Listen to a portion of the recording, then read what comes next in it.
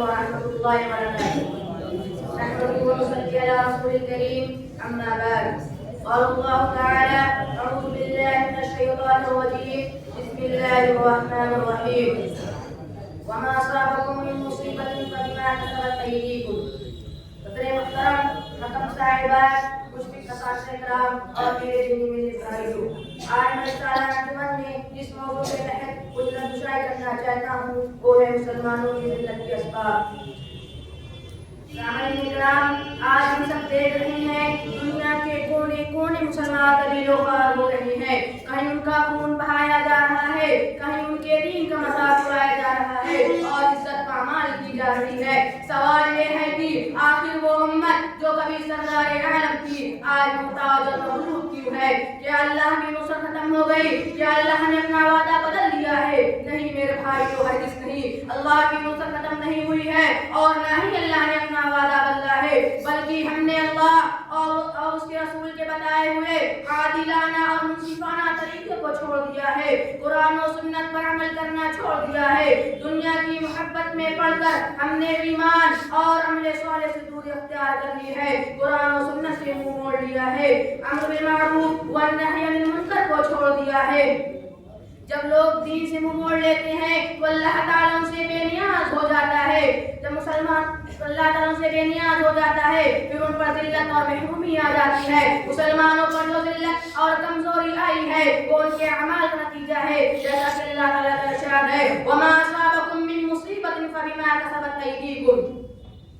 محترم سامعین، جب مسلمان صوم و صلاۃ، زکوٰۃ، عدل و انصاف، امانت اور تقویٰ چھوڑ دیتے ہیں تو اللہ تعالیٰ ان کی عزت اور نصرت واپس لے لیتا ہے۔ یہ ذلت کسی دشمنی کی وجہ سے نہیں بلکہ ہمارے اپنے گناہوں کی وجہ سے ہے۔ اللہ تعالیٰ فرماتا ہے: وَتُعِزُّ مَن تَشَاءُ وَتُذِلُّ مَن تَشَاءُ۔ اللہ تعالیٰ قرآن میں فرماتا ہے: وَلِلَّهِ الْعِزَّةُ وَلِرَسُولِهِ وَلِلْمُؤْمِنِينَ۔ عزت کس کے لیے ہے؟ عزت اللہ کے لیے ہے، عزت رسولوں کے لیے ہے، عزت مومنوں کے لیے ہے۔ میرے بھائیوں، قرآن تو کہتا ہے عزت مومنوں کے لیے ہے، تو کیا وجہ ہے کہ آج ہم ذلیل و خوار ہو رہے ہیں؟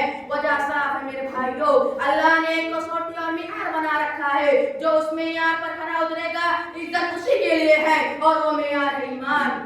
سامعین کرام، دوسری وجہ یہ ہے کہ آج ہم دنیا کو سب کچھ سمجھ بیٹھے ہیں، آج دنیا طلب ہو گئے ہیں، دنیا پرست ہو گئے ہیں۔ قرآن کہتا ہے: أَرَضِيتُم بِالْحَيَاةِ الدُّنْيَا مِنَ الْآخِرَةِ۔ تمہیں کیا ہو گیا ہے کہ تم آخرت مقابلے دنیا کو سب کچھ سمجھ بیٹھے ہو؟ تمہیں کیا ہو گیا ہے کہ تم آخرت مقابلے دنیا سے راضی ہو گئے ہو؟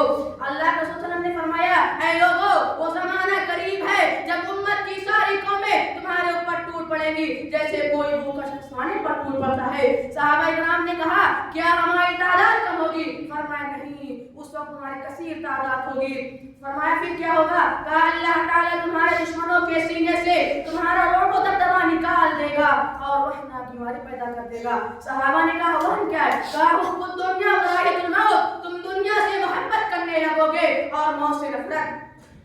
قرآن کہتا ہے: ان اللہ لا یغیر ما بقوم حتی یغیر ما بانفسہم۔ اللہ تعالیٰ کسی قوم کی حالت کو اس وقت تک نہیں بدلتا جب تک وہ اپنی حالت نہ بدلے۔